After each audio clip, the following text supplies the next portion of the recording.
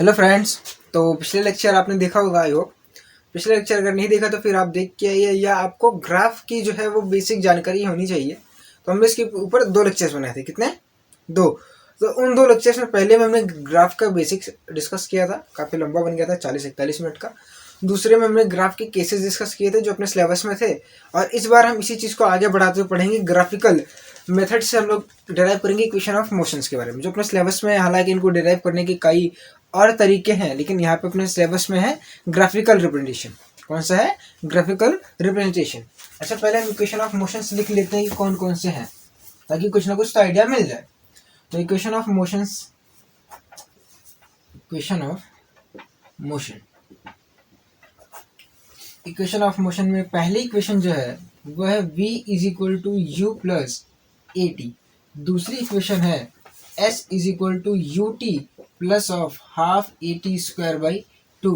तीसरी इक्वेशन है v square is equal to u square plus of 2as। ये 3 equations हैं। इसको बोलते हैं फर्स्ट इक्वेशन ऑफ मोशन, इसको बोलते हैं सेकंड इक्वेशन ऑफ मोशन, इसको बोलते हैं थर्ड इक्वेशन ऑफ मोशन। अगर मैं आपसे पूछूं इक्वेशन ऑफ मोशन के मतलब फर्स्ट इक्वेशन बताइए तो क्या बताओगे आप? v equal to u plus a t. यहाँ पे जो अपने टर्म्स हैं इनके अलग अलग मीनिंग्स भी हैं। वो मीनिंग क्या है मैं आपको थोड़ा सा बता देता हूँ। जैसे v यहाँ पे जो स्टैंड करता है, v stands for final velocity,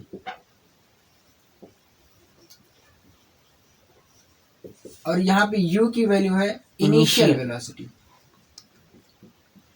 initial velocity.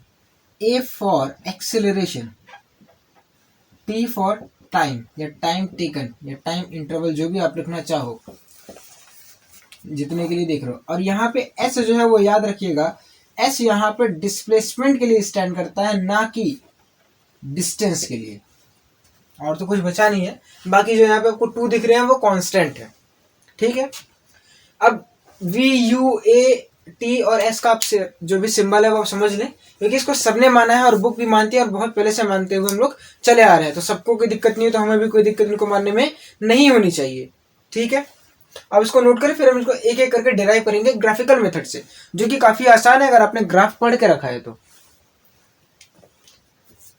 Note करिए, अगर आपको दिक्कत है तो फिर आप हमसे पूछ भी सकते हैं। बेटाओ, तो जैसे कि अगर हम ध्यान दें फर्स्ट इक्वेशन ऑफ मोशन की, तो फर्स्ट इक्वेशन ऑफ मोशन में हमें कहीं ना कहीं हमने इसको डिराइव कर लिया है, और मैंने आपको पहले भी इसके बारे में बता दिया था कि वो आखिर है क्या। चलिए हम बात करते हैं कि वो आई कहाँ से। आइए देखते हैं। इसके लिए हम एक ग्राफ ड्रॉ करेंगे, जिस ग्राफ का नाम है v, वेलोसिटी वर्सेस टाइम का ग्राफ। बहुत ही सिंपल है, वेलोसिटी वर्सेस टाइम का ग्राफ हमें ड्रॉ करना है। और वेलोसिटी वर्सेस टाइम का ग्राफ ड्रॉ करते टाइम हमें तो पता चल गया कि एक v है और एक t है। अब इसमें a भी लाना है। हमको पहले से पता है a एक्सेलरेशन होता है, और vt ग्राफ का स्लोप ही क्या होता है? एक्सेलरेशन होता है। तो यानी इस ग्राफ का कुछ ना कुछ स्लोप होगा। और अभी भी एक चीज और आप नोट कर लीजिए, मैं बताना भूल गया था। ये जो तीनों इक्वेशन है वो तभी वैलिड करती हैं। एक चीज मैं थोड़ा सा यहाँ पे और ऐड कर देता हूँ, जी एक टाइम दीजिएगा, मैं एक बार फिर से लिखूंगा और फिर आपको समझाने की कोशिश करता हूँ। अच्छा, आप देखेंगे किस इक्वेशन ऑफ मोशंस के टर्म में, इस इक्वेशन ऑफ मोशन के जो टर्म्स हैं इसमें आपको कहीं भी, इसमें आपको कहीं भी मास का टर्म नहीं दिख रहा है। क्या था? s is equal to u t plus of half a t square. और तीसरा क्वेश्चन है यहाँ पे v square is equal to u square plus of 2as। अगर आप देखें तो इसमें कहीं भी मास का टर्म नहीं है। चाहे बॉडी का मास 1 किलोग्राम हो चाहे 1 ग्राम हो, ये इक्वेशन तभी भी वैलिड है। और दूसरा केस, ये इक्वेशन तब वैलिड है जब a की वैल्यू कांस्टेंट हो, जब a की वैल्यू चेंज हो रही हो, या जब बॉडी नॉन यूनिफॉर्म मोशन कर रही हो, नॉन यूनिफॉर्मली एक्सेलरेटेड मोशन कर रही हो। ये नॉन यूनिफॉर्म एक्सेलरेटेड मोशन पे एप्लीकेबल होता है, बाकी किसी पे एप्लीकेबल नहीं होता। अगर एक्सेलरेशन की वैल्यू चेंज हो रही होगी तो इस इक्वेशन का यूज हम नहीं करते हैं, और वो अपने सिलेबस में भी नहीं है। समझ में आई बात? अरे हाँ कि ना? हाँ। दूसरा केस क्या था? दूसरा केस ये था कि इसमें मास का टर्म कहीं भी नहीं है। अब इसका एग्जांपल क्या है? कांस्टेंट एक्सेलरेशन और मास का एग्जांपल लेते हुए हम इसको आगे बढ़ाएंगे। वो क्या है? वो ये है कि हम मान लेते हैं, अगर आप सबको पता हो तो आपने इतना पढ़ा होगा कि अपने अर्थ जो है एक कांस्टेंट एक्सेलरेशन लगाते हैं, जिसको हम बोलते हैं ग्रेविटी, ये ग्रेविटेशनल एक्सेलरेशन। अब इसको हम आगे के चैप्टर में डिस्कस करेंगे, लेकिन अभी के लिए तो समझ लीजिए, अगर ये अर्थ है यहाँ पे तो किसी भी चीज को ऊपर की तरफ क्या करती है, अट्रैक्ट, मतलब अपनी अपनी तरफ क्या करती है, अट्रैक्ट करती है। अब अट्रैक्ट कर रही है तो यानी कोई फोर्स लगा रही है। देखो ये पे फोर्स लगा कि नहीं लगा। जब ये फोर्स लग रहा है तो आप ये ध्यान दीजिएगा कि फोर्स हमें दिख नहीं रही कि भाई यहाँ पे कोई फोर्स है, लेकिन ये नीचे जा रहा है, ऐसा लग रहा है कि कोई नीचे से ऐसा हाथ आ रहा है और इसको खींच रहा है, लेकिन हमको दिखता हुआ हाथ नहीं है, लेकिन हमें इस फोर्स का जो है इफेक्ट दिख रहा है। क्या दिख रहा है? इफेक्ट। देखो जा रहा है तो हमें भाई ये नीचे गिरा तो हमें इसका इफेक्ट दिखा, तो इसलिए हमने आपको पहला लेक्चर देखा होगा एक्सेलरेशन के, तो हमने यहाँ पे इसको इफेक्ट बोला था। क्या बोला था? इफेक्ट बोला था। क्या इतनी बातें क्लियर है? क्लियर है। अब ध्यान दीजिएगा कि हमने यहाँ पे एक्सेलरेशन बताया और वो कांस्टेंट होता है जो कि माना गया है g के बराबर। ठीक है, अब यहाँ पे ध्यान दीजिएगा, हम मान लेते हैं कोई एक पॉइंट था। ठीक है, कोई एक पॉइंट, ध्यान दीजिएगा, नोट करने की कोई जरूरत नहीं है। आप क्या कीजिए, आपके पास कोई बॉल है, उस बॉल की एक कीमत है, एक है 5 किलोग्राम का और एक दूसरा बॉल है जिसका जो वजन है वो है, आप मान लीजिए 50 किलोग्राम है। कितना है? 50 किलोग्राम का। ठीक है, ये 50 किलोग्राम का है। अब आप क्या कीजिए, एक किसी पॉइंट से आप क्या करें, इन दोनों को छोड़ें। क्या करें? छोड़ें। इन दोनों बॉल्स को आप छोड़ दें। मैंने ज्यादा हल्का भी नहीं लिया और ज्यादा वजन भी नहीं लिया। एक काम करते हैं, उसको क्या कर दीजिए, 35 कर दीजिए। आप दोनों को एक पॉइंट से एक पॉइंट से छोड़ेंगे, इसे पकड़ो तो छोड़ दो। वो दोनों उस जमीन पे होता है जो ग्राउंड लेवल है, उसमें सेम टाइम पे पहुंचेंगे। किस पे पहुंचेंगे? सेम टाइम पहुंचेंगे। आपको अजीब लग सकता है, लेकिन ये भारी चीज है, जल्दी पहुंचेगी, वो हल्की है। वही तो बोल रहा हूँ, इक्वेशन ऑफ मोशन में इसकी खूबसूरती है। इक्वेशन ऑफ मोशन में आपको मास का टर्म दिख ही नहीं रहा, कहीं एम है, यूज करोगे। आपको अगर लगाना तो आप क्या करोगे, भाई बोलूंगा कितने टाइम में पहुंचेगा, तो आप बोलोगे मुझे ए बता दो, मुझे एस बता दो, मैं आपको टी बता दूंगा। यही तो है, क्योंकि छोड़ते टाइम उसकी बी क्या रहेगी, 0 रहेगी। समझे?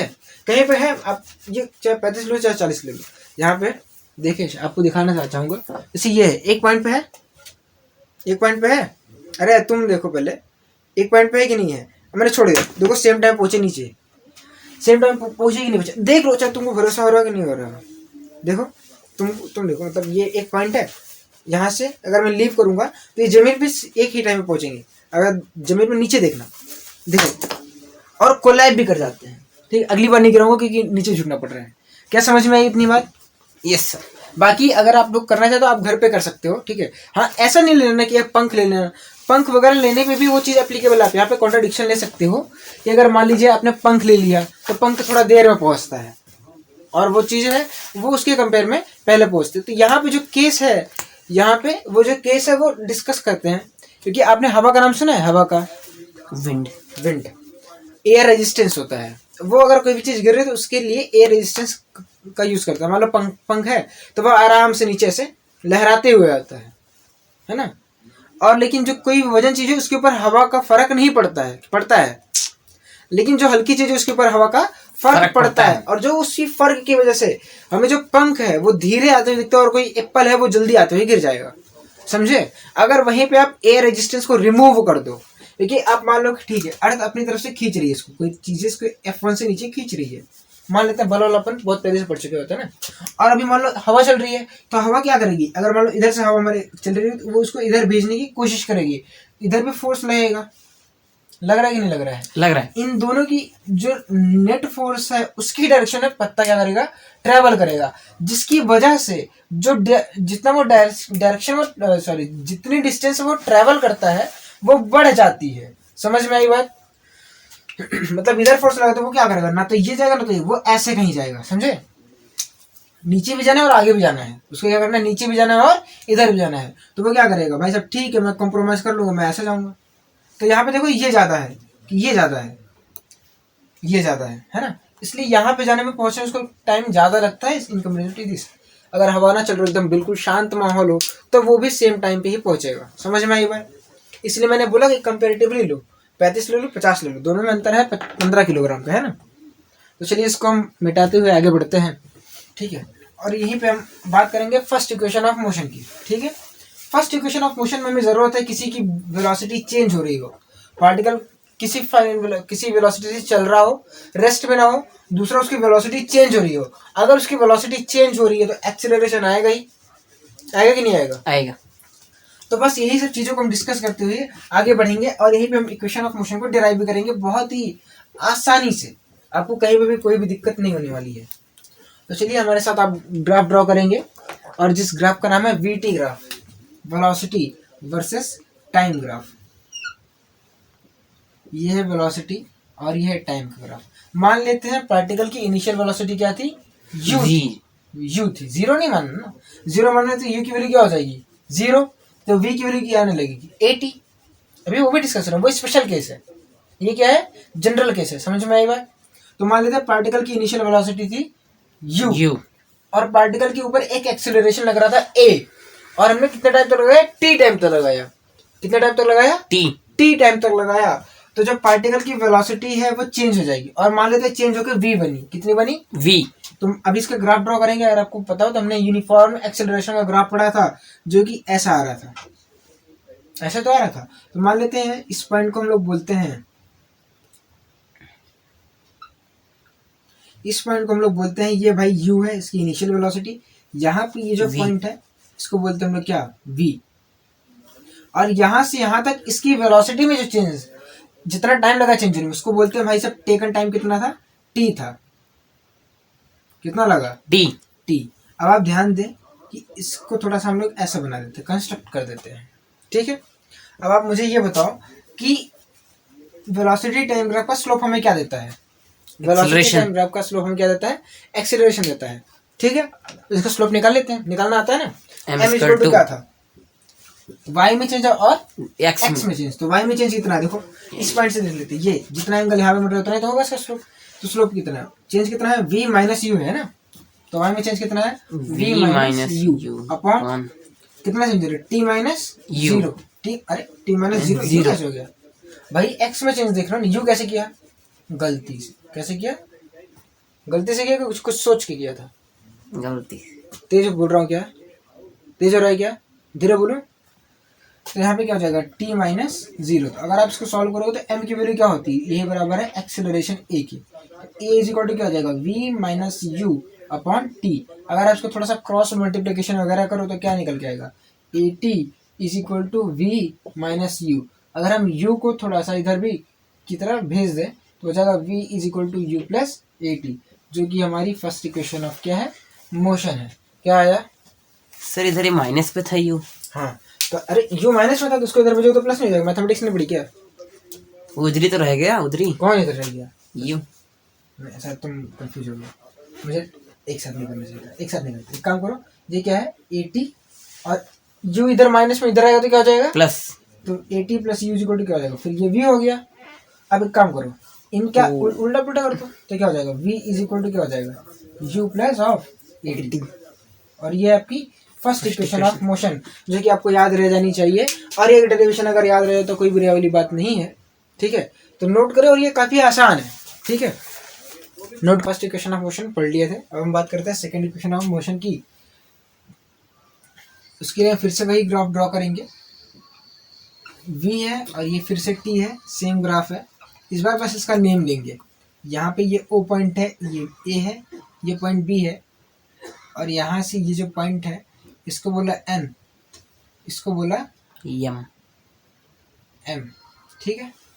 mn है कुछ वैसा है क्योंकि mn को हम लोग जनरली परपेंडिकुलर बोलते हैं, इसलिए हमने इसको ये ले लिया है। अब यहाँ पे कुछ वैल्यूज लिखते हैं, फिर हम सेकंड इक्वेशन ऑफ मोशन को क्या करेंगे? डिराइव करेंगे। जैसे कि OA की वैल्यू क्या है? यहाँ पे u के बराबर है और OB की यहाँ से, अरे B पॉइंट को यहाँ पे शिफ्ट कर सकते हैं ना, तो OB की वैल्यू क्या हो जाएगी? v। चलो इसको B की वैल्यू अपन C लिख लेते हैं ना, अगर आपको दिक्कत हो रही हो तो। ये OC है और ये वैल्यू बराबर है BN के। किसके बराबर है? BN। क्योंकि ये क्या है? हम लोग y एक्सिस में चली गई दूरी है, तो y एक्सिस में चली गई दूरी क्या होती है? x एक्सिस से डिस्टेंस। तो x एक्सिस से भाई उतनी डिस्टेंस है ना। अगर अगला पॉइंट ले लेते हैं, ON की वैल्यू क्या है? t है। बस इतने से हमारा काम हो जाएगा। अगर आप ध्यान दें तो equation of second equation of motion में हमको चाहिए displacement s is equal to ut plus of half 80 square. क्या चाहिए? डिस्प्लेसमेंट। और वेलोसिटी टाइम ग्राफ का एरिया में क्या देता है, डिस्प्लेसमेंट। डिस्प्लेसमेंट देता है। तो हम इसका एरिया निकाल लेंगे। अगर आपको ध्यान दो तो इसमें एक ट्रेपेजियम बन रहा है, ठीक है, तो इस ट्रेपेजियम का एरिया हम निकाल लेते हैं। तो एरिया ऑफ ट्रेपेजियम, ये पॉइंट नहीं है, ये वैसे जनरल पॉइंट है, अभी एम देखते हैं। तो एस इज इक्वल टू क्या हो जाएगा, एरिया ऑफ ट्रेपेजियम, अपने पास कौन सा है, ओ ए बी और एन, ओ ए बी और एन। एम को पॉइंट नहीं लेना कि बी एम एन एरिया है, भाई पॉइंट्स देखना है ना। और ट्रेपेजियम पे एक टाइप का क्वाड्रिलेटरल है, क्या है, क्वाड्रिलेटरल। तो यहाँ पे एरिया क्या होता है, पैरेलल साइड्स का और एल्टीट्यूड का, ठीक है। हाँ। पैरेलल साइड कौन कौन सी है, half into parallel side sum of parallel sides. Parallel sides O A है और बी एन है, तो O A plus of B N into altitude यहाँ पे हो जाएगा ओ एन, ठीक है। एस इज इक्वल टू क्या हो जाएगा, हाफ ओ ए की वैल्यू क्या है, यू है, और बी एन की वैल्यू क्या है, वी है, इंटू टी। और अगर आप आगे सॉल्व करेंगे तो हो जाएगा हाफ इंटू यू, और यहाँ से फर्स्ट इक्वेशन ऑफ मोशन से हमें वी की वैल्यू पुट कर देनी, क्या होती है, यू प्लस ए टी। तो यहाँ पे रखेंगे तो हो जाएगा you plus of A T, और फिर इसको टी से मल्टीप्लाई कर देना है अपन को। अगर मल्टीप्लाई करके अगर इसको सॉल्व करेंगे तो हो जाएगा यहाँ पे half into multiplied by 2ut plus of A t square. अगली बार 1/2 से अंदर में मल्टीप्लाई कर देना है। तो जैसे ही मल्टीप्लाई करेंगे तो मिलेगा ut plus of half a t square. ये है आपका सेकंड इक्वेशन ऑफ मोशन, जिसका डेरिवेशन ऑल्दो बहुत सिंपल है, लेकिन कुछ कठिन लगता है, क्योंकि एरिया निकालने में थोड़ी सी हमें मतलब तकलीफ होती है, ठीक है। तो आप नोट करें।